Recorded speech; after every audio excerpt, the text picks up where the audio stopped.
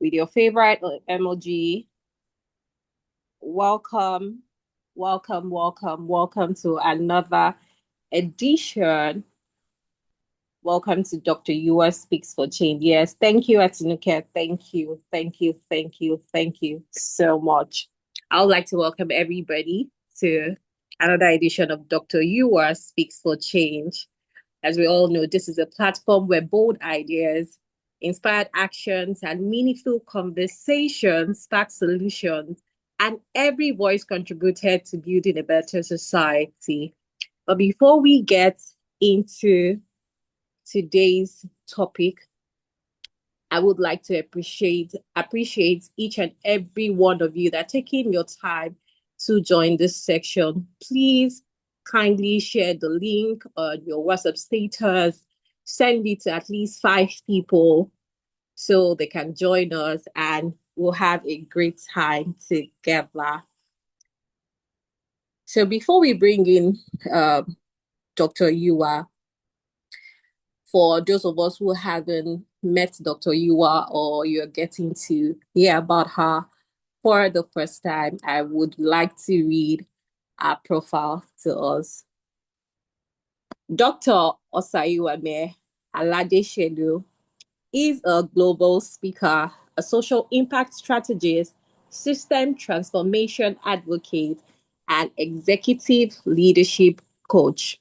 She's widely known as Dr. Yuwa, and she's an internationally engaged speaker and transformative development leader with over 18 years of experience in social protection, gender inclusion, leadership, and system transformation.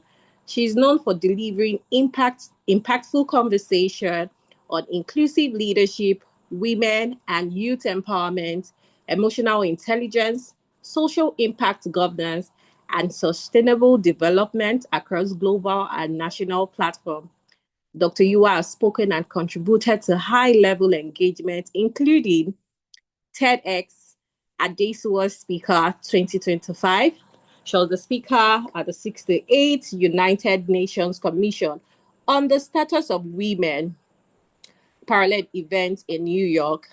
She was also a discussant at the Global Solutions Summit World Policy Forum, Berlin, Germany.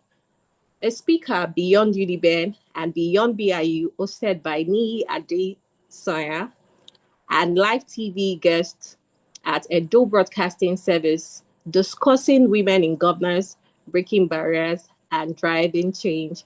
She has also served as a panelist, moderator, panel anchor, facilitator, and comparer at major conferences, leadership summits, youth development forums, corporate events, and government engagement, including events supported by the United Nations, Gates Foundation, MasterCard Foundation, and state institution. Dr. Yuwa is the convener of Dr. Yuwa Speaks for Change, a transformational platform dedicated to inspiring leaders, empowering communities, and advancing inclusion system for sustainable social impact. Our speaking style combines clarity, authenticity, strategy, and inspiration, making her a sought after voice for conferences, leadership forum, policies dialogue, and transformational events. With your favorite emoji, clapping ovation, if you can use your, emoji, please let's make welcome Dr. Yuwa Alade Shelu. Thank you. Dr. Yuwa, the floor is yours. Welcome. Thank you, Atinuke. Woo! Thank you so much. So exciting to be here. Thank you so much, lovely Zanani, for that wonderful introduction. Wonderful to see everyone here. And I say good evening to everyone from Nigeria. Good afternoon from those joining us in Canada and United States and different parts of the world. I would like to say big thank you to everyone that has shown up so early. And I had some people come in right before time. And I want to especially recognize my own parents, the people who brought me into this world. They're here, and they're one of the first people to be here. Please join me celebrate Dr. Victor and Dr. Mrs. Nosahai Alade Shelu. Please give it up for them with your favorite emojis. Come on now, people, let's see it. Come on. Thank you for being here. Thank you for always being here for me. Thank you. I want to specially recognize Mr. Daniel. Thank you for being here. Atinuke, thank you for being here. Echo Rachel, thank you. I knew you'd be here. And my special one in the million, Onome, all the way from Edmonton, Canada. Thank you so much for being here. Thank you. God bless you. So today we're going to be talking about collaboration teams, the collaborative advantage, collaborative edge, why it's important. Every time we get into teams, no matter how small the teams are, whether it's a team as a family, a team as in the workplace, a team in church, wherever you find yourself, most times you're going to be working in teams. Whether you know it or not, you're just going to be working in teams. But today we're going to be going to why and how we can maximize the advantage, the edge of having collaborative teams and being a collaborator, somebody who understands what it means to collaborate and also get that team working effectively and delivering results. So I want to say once more, welcome. Favor, I see you. Thank you so much for joining in. I would like to share my slide and fantastic. If you can see my slide, and just let me know. If you can see my slide, let me know. Zinani, can you see? Yes, we can see. Yes, fantastic. We can. Thank you. So the collaboration edge, why inclusive teams outperform. This session today will help participants, these are the objectives of this session, to understand why collaboration is a critical leadership competency, to recognize the characteristics of high-performing inclusive teams, to improve communication and relationship management, and to contribute value while creating opportunities for others. Zinani, can you help me?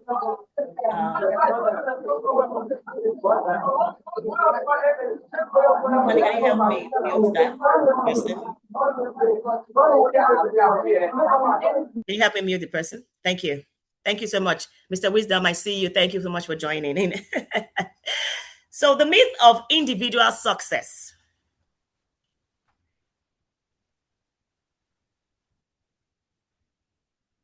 Many professionals believe if I work hard enough, I'll succeed. I don't need people. I mean, I can do it on my own. I'll shine on my own. And of course, nobody refuses a good shine. When the sun shines on you, you're happy. So nobody refuses a good shine. But in reality, organizations reward people who can work across departments. And with the disruptions and the shifts happening right now in the world of work, you see that they want to see people who have diverse skills, people who are able to work across departments, who are able to work with different people and with different level of expertise. That's why if you see in the civil service, you see that as people grow through the ranks, they post them to different departments, different MDAs. And by the time one of them is now made possibly a permanent secretary, he or she must have had at least a good, well-rounded knowledge of how things work. And that's just how it is. Nowadays, they want to see that you can work across departments. So if you are always thinking of, it's only me, I can do it, I can do everything, they're not really going to look at you as somebody who is, the word I'm familiar with, a good team player. Organizations will reward influence even without authority. So even if you don't have the authority, as it were, you don't have the position title, you can influence people. They look at you as somebody who can bring in value. Then they look at people who can solve problems together. Because at the end of the day, is the organization that wins. People who can build relationships. And that's why you're looking at interpersonal relationship skills. And that's why when you go for, especially those who are just early career persons, professionals, you go to an interview, or mid-career professionals, you go into an interview. Most of the times nowadays, the interview has shifted from just trying to understand what your technical expertise is. They want to see your behavioral skills. So they're asking you questions based on how were you able to relate with people? How were you able to solve problems? How did you navigate through working with different kinds of stakeholders? And then lastly, organizations want people who can create trust in the brand. They want every organization, whether delivering service or a product, they want to be able to get the trust of their customers. And that's why most organizations or businesses look forward from moving people from people who are aware about their business to people who are customers, and then people who are loyal customers. And loyal customers are people who trust the brand. So if they see that kind of quality in you, they know that you can bring in that skill and actually make people trust their brand. So, not believing in your own individual achievements, but listening to how you can work with people. But working with people is one thing, but being able to work effectively and collaborate very well. That's why when you look at how in the team formation system, you see that there is the forming, there is the storming, there is the norming, and then when the team now becomes effective, because at that point in time, people now move from just being in the teams, but now move to collaborating and making sure that their team actually wins. For me, and anybody that knows me will know that the next one I'm going to say is my core.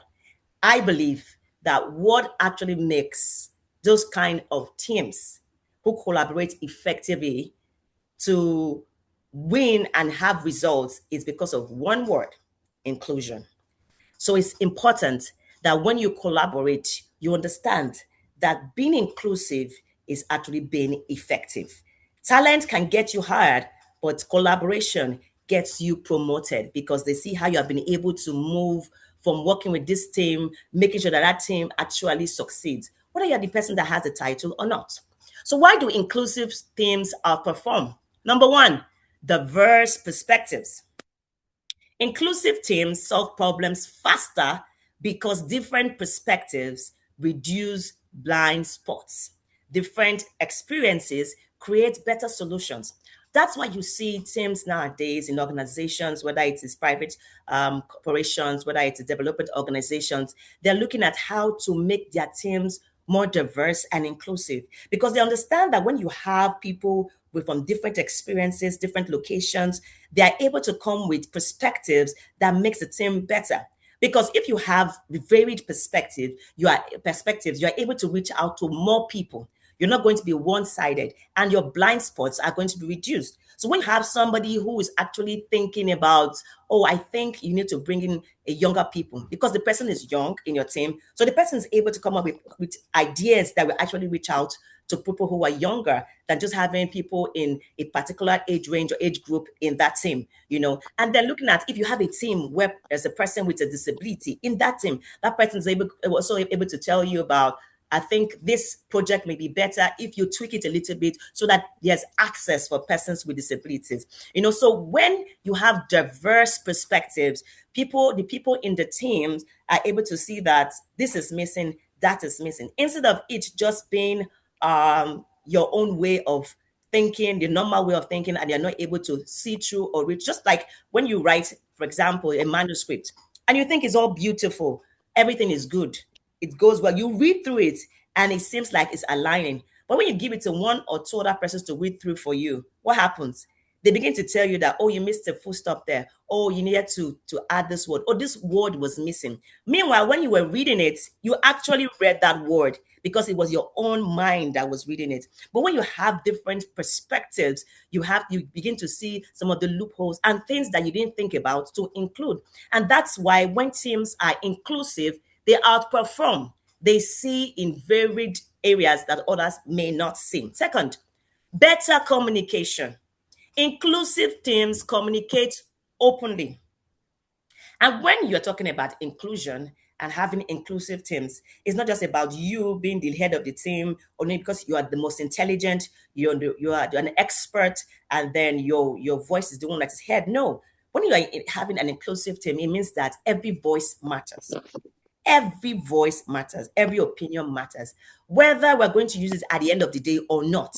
But when you give that space, you create that environment and make people know that this is an inclusive thing. We want to hear you. And you see some families nowadays, they want to make a decision, and you are seeing them asking even the children, 3, 4 years old, to ask them what they think, what they want, and they want them to say some things. And the same to the organizations. What do you think in your small team? If you are leading a small group in church, or if you are leading a team in your office, do you actually ensure that your team is inclusive? Do you actually let them know that I value your opinion so you can speak? Do you give them that freedom? And when you give them that freedom, they communicate openly. And of course, when you give them constructive feedback to let them know, okay, that you're taking their opinions. Today we're using this. Okay, I think this is the best opinion. Oh wow, I didn't think about it like that. Then they don't feel like, oh, my opinion is not heard. I cannot speak here. That way they communicate openly. They are free to speak. And areas that you may not have thought about, you are able to think about. And then in inclusive thing, people are able to ask questions. Sometimes when you are in a space and you don't give people room to ask questions, you probably don't get the depth of that conversation or that event or that project or what it can solve. Because when you ask people questions, when you allow people to ask questions, then they're able to unearth some areas that you didn't even think about. They're able to give you some reasons for critical thinking, that sometimes you think you've got it all covered. And then you realize that, wow, I never thought about that. So when you make people feel comfortable, they're able to ask questions. Sometimes when you have some meetings and you do some things and you're wondering, do you understand? Everybody says you understand. Yes, sometimes they understand. But is it because they really understand, or because they feel like if I ask a question, it will not be, I'm going to be put down, or what's the big deal? They're not even going to listen to me anyway. Then people listen. When people know that a team is inclusive, they're able to listen and listen actively, because they understand that there's value coming from this team. Also, because you've made them have ownership. You've made them feel like I belong here. So it's important that they listen to what you have to say, because it's going to be valuable to them and their work. But if they feel like at the end of the day, there's no need, I probably just have to do, let me put my energy and my time somewhere else where I'll be valued, then you don't get people asking questions, you don't get people listening, and you don't get people communicating openly. Another thing, which is the last point on this slide, is people disagree respectfully. You hear people say we disagree to agree. Maybe other people agree to disagree. But the point is there a room where people understand that even if I do not agree with that idea, can I make my point and can we have a conversation around it? I remember one of the times when I was still doing my thesis, but that particular day I wasn't the one presenting, and somebody was presenting, and the lecturers, the senior lecturers that were there asked some questions, and the student was replying, and one of the lecturers was now arguing that that's not scientifically correct, and then the other lecturer said no, and they started talking, and then the other lecturer said no, the reason why I'm asking is not because we this is the essence. We are here learning, and learning is continuous. So as we are talking, we are beginning to get out different points and different reasons, and we find out. And it was very profound for me, because it means that it is not because they are having an argument that's going to lead to a quarrel. It's because there's some level of respect in that disagreement that will lead to that conversation being understood, and the student learning something, and also the lecturers. So if there was no room, if the environment is not a positive environment, there are negative vibes, and they don't feel that there's an inclusive environment, they won't even want to disagree, number one. And number two, if they're disagreeing and it ends up in a violent ending instead of it looking like, okay, I now get your point, or even though we don't see eye to eye on this matter, but I understand that this at this point in time, this is where we're going. So it's important that you create that environment, and once that environment is created, you, whether as the person that is the head or the person that has the influence, you have to ensure that that team that is collaborating, there is inclusion and there is the room to communicate effectively. Number 3, trust creates performance. Without trust, people hide mistakes. People avoid speaking. I mentioned that. And innovation dies. People feel, I can't trust anybody in this team, or I don't think that this team, we're a team. We're just a team by name, not a team by actually in the real sense of it. Then we trust, ideas flow, learnings happen, performance improves. Number 4, everyone contributes value.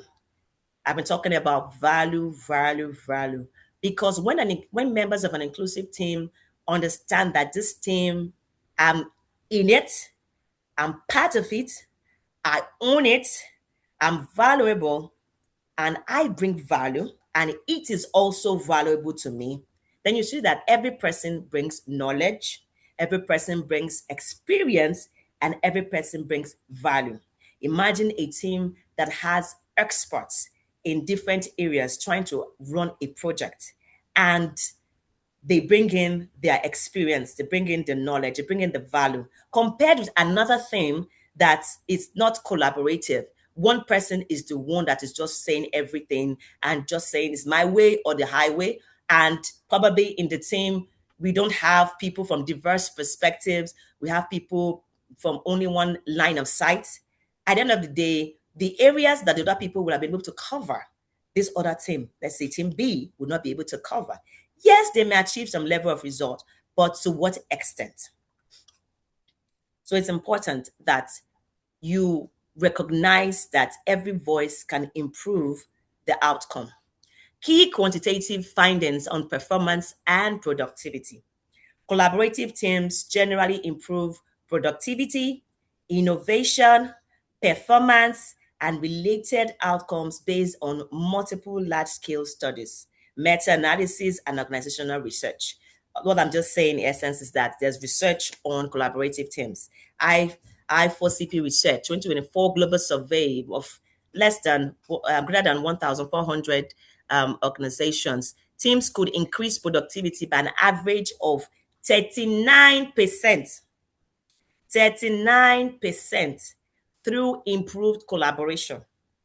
39% through improved collaboration. When they work together, when there's synergy, when they all understand that I'm part of this team and I need to make sure that my role is not suffering, and I'm helping to ensure that this other person's role is also working effectively based on what I'm doing, you see that the team actually moves forward. And the theme is together, everyone achieves more because there is collaboration. Case studies showed one organization projecting a 54% impact on profitability by raising the bottom quartile teams to average effectiveness, and another realizing $500 million in direct financial impact over 2 years from better geographic and cross-functional collaboration. Profound. You see how they move people from the bottom quartile to average. And then, of course, if you keep on doing it within the next, this was 2 years, maybe within the next 5 years or 10 years, of course, they'll be functioning effectively. And McKinsey research says that specific teams held drivers on behavior explain 69 to 76% of differences between low and high performing teams. On efficiency, productivity and deadlines, results, objectives, and stakeholder value and innovation.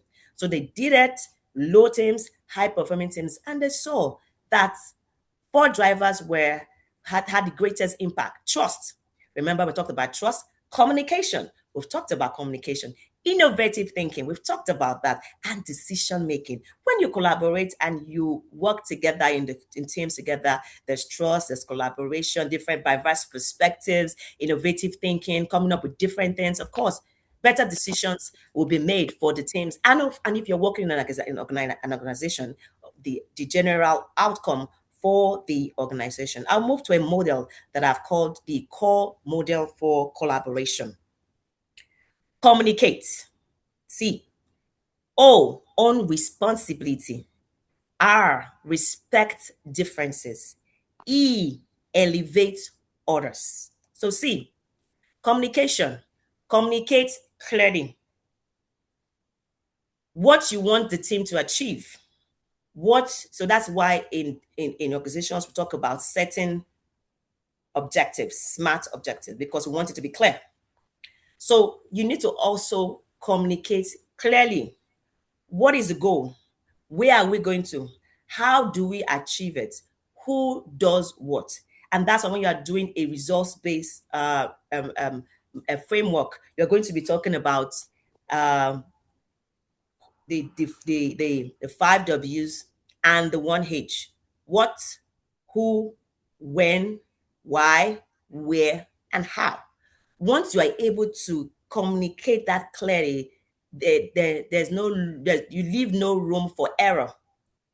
Everybody knows exactly what you're supposed to be doing. I'm going to try to remember how I used to say it. Something about everybody thought somebody would do it, and somebody would do what anybody could do, but nobody did. So everybody was thinking that somebody would do it, what anybody could do, but nobody did, because the communication was not clear. Communicate respectfully. When you want to communicate to your team, whether you are the leader, you are even just an assistant team lead, or you're somebody who has influence, and even if you don't even have a title, and you want to communicate your ideas, communicate respectfully, because everybody loves respect. Even children love respect nowadays, especially you see nowadays children are asking you questions. You say one thing, they ask why. They wonder. They actually look forward to the fact that they also belong, and that way you can do that. Is also the way you communicate with them. So everybody loves respect. So just imagine a team, and the truth is that everyone, young, old, we have somewhat of something in us that, the ego in us that wants, I feel I deserve to be respected. I deserve to be valued. I'm a human being. And I've said this several times, that no matter who the person is, you need to give the person some level of respect, even if it's when it comes to greeting. Sometimes you can be on the edge, but it's important that you sit back and think about, how do I communicate this respectfully? Sometimes it's actually difficult because you need to tell somebody the truth, and you wonder, how do I best communicate this to this person? You have to find ways to communicate to the person. You have to look for how you move slowly to approach the person. How is this person? And you must work with emotional intelligence. How do I respond to the person's emotions? And that's why in emotional intelligence we talk about responding and not reacting. We talk about being able to control your emotions to actually affect the emotions of others. So it's important that you always have it at the back of your mind that you need to communicate respectfully. This is something that we constantly have to learn. Communicate consistently. If you have a message that you want driven down, you have to say it in a way that drives down the message consistently. And that's why when we talk, you go to organizations, you see their vision statement, you see their mission statement, you see their value statement. They put it in the world because they want the staff to always remember, this is where we are going. This is a picture we have. This is where we are going, and this is how we are going to go there. And these are the things that we're going to use to get there and show to people who we are. And so it's important that you let people know that this is your message. And that's why in crisis communication, they talk about the fact that if you want to send out a message during a crisis, you must have the same kind of message across boards. You are not saying different things for the same situation. If not, you're going to confuse people. You don't want to confuse your audience. You don't want to confuse your brand. You want to confuse your customers. What are you saying? What do you want to be done?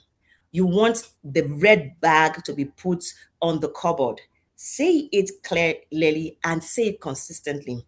In the morning, say it. In the afternoon, say it. In the evening, say it. This is where we are going. And that's why sometimes you see some people make sure that they keep making their staff learn the mission statement, learn the vision statement. I used to do that, and I used to do it as a test for my staff those days and say, okay, part of the test, what's the mission statement, what's the vision, so that you have the picture. This is where we're going. This is where we're going. This is where we're going. I need you to understand this is where we're going to, and this is your role in it. So it's important that consistent information actually is what will actually make people remember, retain, and achieve. I remember one advert that we used to have for those people that live in Benin City. I won't call the brand, but there was an advert and it was done by one of my friends and he and somebody else. And they were trying to advertise their new location. It used to come up on TV. And all I would hear is the person will say, where did you say the place is again? You say 222B. 222B.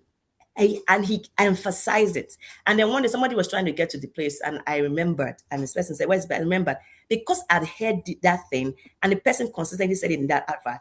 I, that had not gone to the place once, I was not the one telling the person, that is the address. But when you hear me, you think I've been there. No, because the information was communicated consistently. And that's the same thing that we have to do when we're working in a team. Oh, on responsibility. Don't wait for others. Be accountable. Support the team. When you have a responsibility and you know that this is a role I have to achieve in this activity, you have to own it. Don't be waiting for people. Oh, it's because you know that you're supposed to do it. You're not waiting for somebody to remind you or to tell you. You need to be responsible. And there's something that I always say, that if you fail to take responsibility, the results will not fail to hold you accountable. I'll say it again. If you fail to take responsibility, the results will not fail to hold you accountable. So own your responsibility. Be accountable, support the team. Think of it as a body, the different systems in the body. This one knows I need to function for the whole body to function effectively. Think of it as anything in even an organization. The finance team cannot say they are so much important more than the people who are doing strategy. HR cannot say they are more important than finance. That's just the same thing. Whether you're in a church, the choir cannot say I'm more important than the preacher.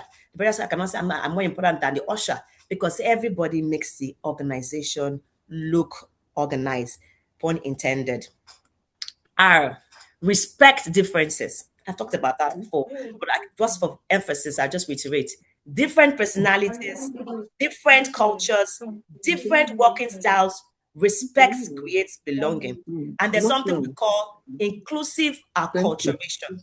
Acculturation is when people come into a new environment and you are beginning to see how the new person also begins to get accustomed to the culture of whether the workplace or the new location where the person is. But inclusive acculturation is saying that we adjust to one another, because it's not just you that has a culture. So if I move into a new location, it's not just you that has a culture. I also have a culture. So I need to understand your culture. You need to understand my culture. And we need to work together. Because when I see that, oh, you're not looking down on me. You don't think I'm somebody that has no sense or has no idea or has no reason to be here.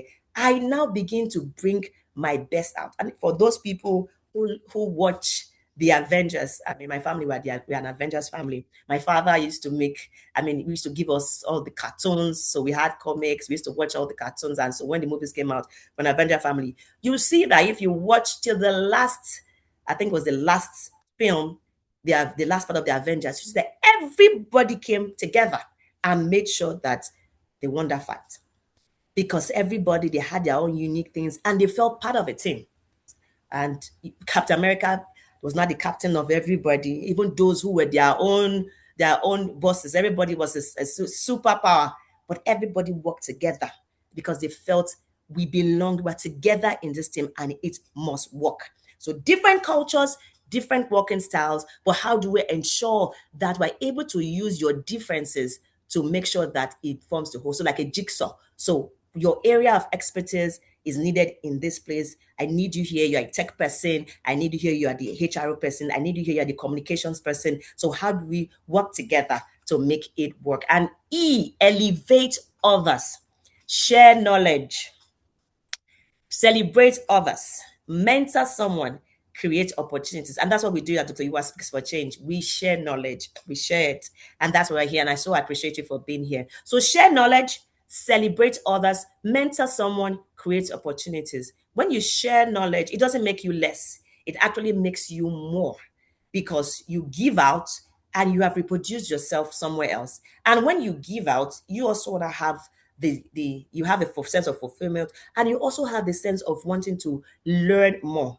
When you celebrate others when they do well, it doesn't make you look like, oh, they are doing more than you are. It just makes you more responsible. It makes you somebody who knows the right thing to do. And of course, your own time will come where the people will celebrate you. But when you celebrate others, you give them the drive to do more. You push them to do more. You encourage them to let them know that they are doing well. So no matter how small they have they're doing in the team, no matter how small or insignificant you feel that their role is, it's still something that is being done. Mentor someone. Someone says that when you mentor someone, you reproduce yourself. So if you have an opportunity to mentor, if you don't have, fine, but if you have, please take advantage of that. Create opportunities.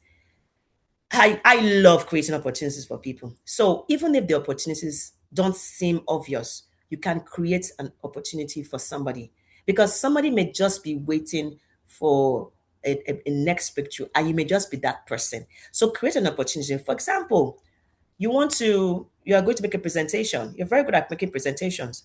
Okay, why don't you ask somebody else in your team to make the presentation next time we are going? I met in my office then. Hey, the first thing you learn is public speaking. As you come to my office, the first thing you learn, I give you 1 week. I give you a book, go and read on the office, and you're going to present to everybody. You must speak, because I speak well. I'm a public speaker, and I feel that if that's the only thing I can train you on, I would do that. And the essence of that is that one day you can actually go and make presentations. And I used to tell my team members to go and make presentations. I remember one of my twice one time he came, and I told him, you're going to talk to these people. And he said, no, I said, I'm good. This is the last time I'm going to do it. You're going to watch me. And the next time you are going to speak to them. I created that opportunity. So no matter how small, even if it is something you are good at doing, that way you're actually sharing the knowledge, you're actually mentoring the person, you're actually now creating an opportunity that will give that person more opportunities. Giving somebody a platform doesn't reduce you, it actually elevates you, because that person is going to actually recognize that this person is the one who gave me this opportunity. Just like I was appreciating somebody today. I had a TEDx talk last year that is now officially on the TEDx Talk platform, and I was appreciating him. Thank you so much for giving me that opportunity. I was thinking about this a while ago, that I want to have that talk, and few weeks after the opportunity came, he gave me the opportunity, and today I'm a TEDx speaker. So create those opportunities. Great leaders don't compete with their teams, they develop them. What are the biggest collaboration killers? Gatekeeping, keeping information to yourself. Ego, wanting all the recognition. Poor communication, assumptions. Silence, misunderstanding. Exclusion, ignoring ideas. Leaving people out. Playing favorites. And of course, this would be my favorite part. Include people whenever you can. Scarcity mindset. Scarcity mindset is like a fixed mindset. Believing another person's success reduces yours. Don't have a scarcity mindset that think that another person's success will reduce yours. Bishop Benton, also of great memory, of blessed memory, says that the sky is too wide for two birds to collide. The sky is too wide. So, and even if you are succeeding, my success can never be yours. So if somebody else is succeeding, be your authentic self.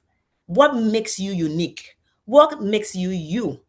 Keep on doing it and you continue to shine, and you will see people keep on improving themselves and people recognizing them. Let other people have their success, but don't feel like, oh, if I allow this person to get this opportunity, this person will succeed and nobody will look at me. No, that's not true. If you keep improving, that's why continuous learning is important. If you keep improving, people will recognize you. People will keep coming to you. That's why you see that some people who are loyal customers. The other people, there are new brands that come into town. There are some of us that are like that. New brands come into town, but we stick with the ones that we know. You hear there's a new, for those who cook, there's a new spice that has come out. You stick with the brand that you know. This is the one I know. So if you keep on working on yourself, you keep on building your brand or your organizational brand or your business brand or your personal brand, you see that you will continue to be successful. And those who appreciate you will continue to appreciate you and grow. And now, even if you lose one or two followers, it doesn't mean you have lost it. Just continue being you. At the end of the day, people will always celebrate you. People will always celebrate you. Most importantly, for me, as a Christian, God celebrates you because you are doing His work. Collaboration. Collaboration expands opportunities. Competition alone limits them. Key takeaways. Collaboration is a leadership skill. It is a leadership skill. It makes you show that you are able to lead people. You are able to get your team to be more effective. So in your organization, if you are leading a team in your organization, because you are able to ensure your team collaborates effectively, you are showing that your inclusive team actually outperforms. The other teams will always look up to you to say, what is different? Why are they always winning? Why is their team always having the edge? It's because of the collaboration edge. If as a leader, a skill that you must have, especially in this day and age and time, you need to understand collaboration. And not just collaboration within your team. You can also collaborate with other leaders. Learn from them. Peer reviews. What is happening? What is the trend? What are the new things that I need to partake of? Network, build, collaborate with people. How can I strengthen this team? How can I strengthen your work? It shows that you're a good leader. And then what you have learned, you bring it into your team and make your team actually outperform in the other places. Not because of competition, but because you want to achieve your objectives. And when you're achieving your objectives, you are actually also helping the organization to achieve her objectives. And you can also collaborate with other teams in your organization to make the organization achieve its goal. Inclusion makes teams stronger. I cannot overemphasize that. Inclusion, diverse perspectives, diverse experience, diverse value makes the teams stronger. It makes the team stronger. When the team is stronger, it's because you are more inclusive. You listen more.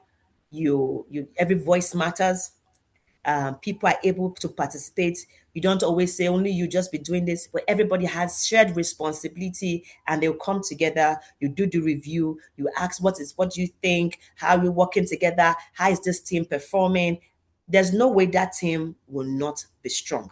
Communication builds trust. And that's why in corporate communication, we always talk about the fact that when you communicate with your team, internal communication first. That way, the team, your employees, your staff trust you. So it's the same thing. When you communicate with your team, when you communicate with your team members, or you communicate within your family, you communicate within whatever small circle that you find yourself, people feel that for the leader to have told me means that I'm important. People feel that at least I didn't hear it from outside. I mean, this is a secret, but I heard it within. They feel that, oh, I'm part of this. They trust you. They trust that your love for them is real. Your belief in them is real. It builds trust. And the truth is that trust is currency. Trolling people trust you, that's currency for them to work. That's currency for them to bring in their value. That's currency for them to bring in all their commitments. So you need to communicate so that you build their trust. And it's both ways. Encourage them to also communicate, because communication is not one-sided. Communication is holistic. So also get them to communicate with you so that you can also get their trust and also you trust them. Value creation and influence. When you create value, you are able to influence people. Great careers are built with people. The key word here is with, not apart from them. Great careers are built with people, not apart from them. So it's important that you realize that your greatest asset, and every organization understands that the greatest asset of an organization is its people.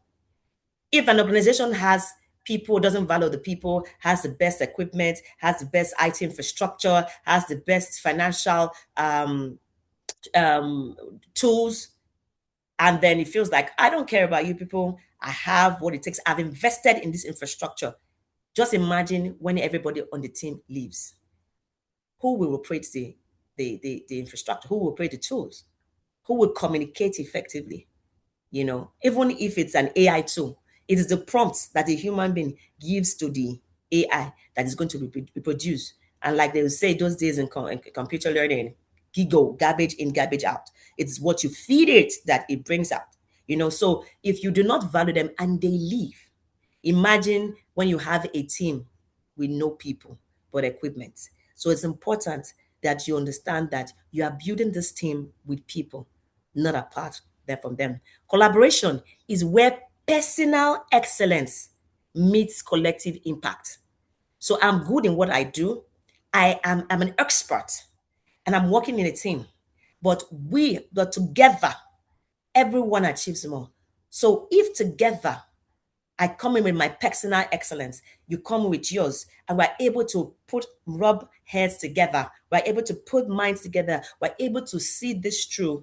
We will come out with an impact or a result so impactful that transforms the company, that transforms even the culture of the sector, because we have come up with something that has been impactful. And that can also only come up with the union of those. When we intentionally include others, we don't diminish our own success. We multiply the possibilities for everyone. So, a personal reflection for you today. Ask yourself, am I easy to work with? In emotional intelligence, we will start from, we need to review ourselves. In leadership, we talk about self-leadership. You need to start with it. And I'm also asking myself these questions as I'm talking to you. Am I easy to work with?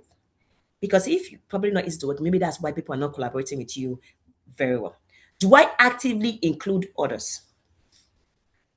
I mean, something that I'm really trying to drive. So if it's something you're not doing, it's something you start thinking about. Do people trust me? When I communicate something to them, or when I say I'm going to do something, or my behavior, did they feel that's politically motivated, or she was just talking? Don't listen to her. If she says good morning, go outside and check. It may be evening. Is that how it is? Or this person just said that I don't think the document he gave to us is the original document. There is another document. I don't think that this person you're giving this document to is the person you should have. I think the person is going to sell it to our competitor. The people trust me. What value do I consistently bring to my team? I mean, in the last Dr. Yuwa Speaks for Change, I talked about one of the currencies being value. Value. People employ you for value. So when they are talking in interviews, what they want to find out is, why should I bring you in? That's why one of the questions they always ask, especially from the first or second question they always ask is, what are you bringing in? Why are you the best fit for this role? What value do you want to bring in? So in any team you find yourself, even in the home, even in church, what value am I bringing in? And if you're not, from today, begin to think about it. What value can I bring in? Everybody has value. It's just how you are able to use it, how you are able to interpret it and make it effective.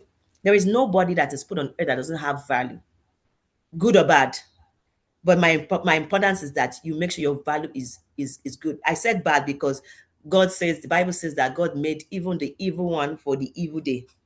Is being, because there's a plan that God wants him to do. But as human beings, and that's why you see even in some teams that are the villain teams, you see them, somebody's the one that is doing the bad work, but that's not you.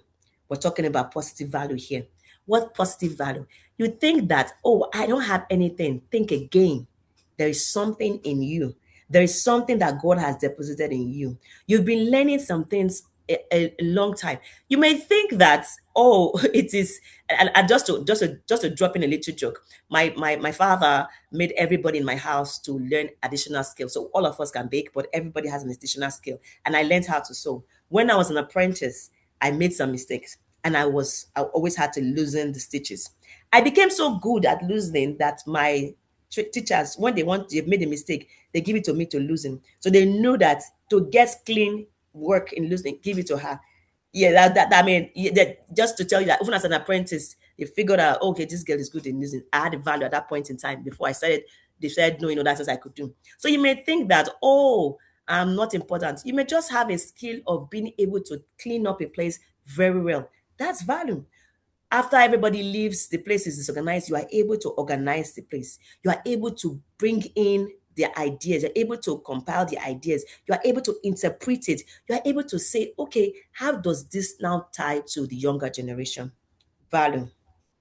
What is one collaboration habit I need to improve this week? Now, I give you my call to action, 7-day collaboration challenge. Acknowledge someone's contribution publicly. We talked about when I said you should celebrate others. Share knowledge without being asked. Seek feedback from a teammate. I do this all the time. How did I do? How did this program go? How did this event go? Did I do well? Did I talk too fast? I'm a fast talker. Did I talk too fast? Was I on point? Was I able to catch myself? Was I able to communicate effectively? Mentor support. I talked about that before. One colleague. Reflect daily on how you contributed to your team's success. Today, this team was successful. What role did I play in it? Okay, I didn't do anything. Okay, tomorrow I want to do something. I would love to say something. I think tomorrow I would, if it's to help them to organize the slides, I would do that. Invite a quieter colleague into a discussion. Sometimes some people are quiet, not because they don't have anything to contribute, but because maybe they feel that I'm not good enough. These people are so intelligent, but bring the person close. Go and ask the person, how are you doing? Find a way to connect with that person and bring the person to discussion. And then you begin to see as the person warms up into the team, you find out that the person has his or her own perspective that will also help the team. Then resolve one misunderstanding through honest communication. In closing, remember, success is rarely a solo journey. Your ability to collaborate, include others, communicate effectively, and create value will determine how far you go. Be the person who builds bridges, not barriers. Be the teammate that people trust. Be the leader who creates space for others to thrive. Inclusion is key. Make space. I am Dr. Yuwa. I speak for change. Thank you so much for listening today. Thank you for being a part of this session today. I'm so excited to have you. Thank you, thank you, thank you. God bless you. Do we have thank you so much, everyone that's been here today. I will now hand over to Zenani. Thank you, thank you, thank you. Thank you so much, Dr. Yuwa. It's always an amazing time listening to you and gaining knowledge and insights. I want to say a very big thank you for taking out your time, to put all this together.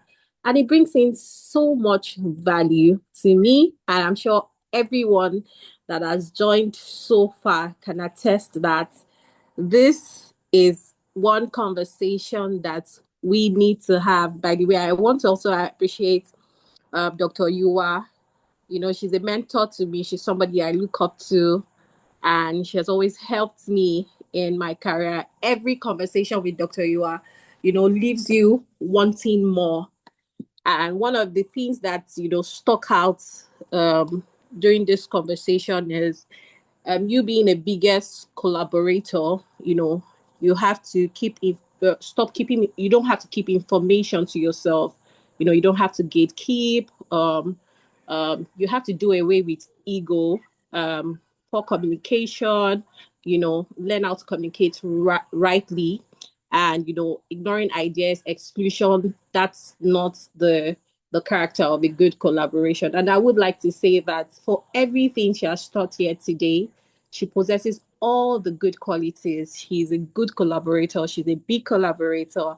And, I just want to give you your flowers, Dr. Yuwa. Thank you. I thank you very much, ma'am. Thank you. Thank you. Thank you. Yeah. And I also want to appreciate everybody that, has taken out their time to join us. I want to tell you that Dr. Yuwa Speaks for Change is here to stay, and you can't just join without inviting people. So please, when we're having the next edition, I want us to be more than this. I want us to invite family. I want us to invite friends. Let's have just communication. Let's have this time together. Let's learn together, and let's just impact ourselves together. So thank you for joining. See you same time. Next edition will be communicated. We love you. Have a wonderful, wonderful, wonderful evening. Good night, everybody.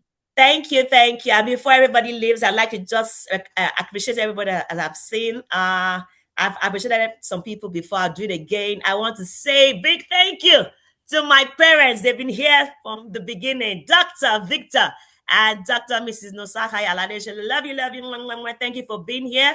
Thank you for being here, Daniel. Thank you, Atinuke. Thank you, Echo Rachel. Thank you, Favor. Thank you, Wisdom Isaiah. Thank you, Caroline Onwa.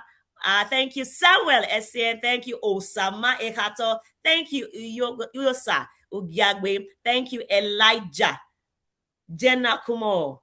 Thank you, Osa Enoba Hai. Thank you, Ogbewi Ehinoma. Thank you, Precious Fortune. Thank you so much for being here. I'm so excited that you could make it. See you next edition. I look forward to seeing you, your friends, your family members, everyone around you, your team members. Thank you. Till next time, we'll see you right here on Dr. Yuwa Speaks for Change. I am Dr. Yuwa. I speak for change. Good night.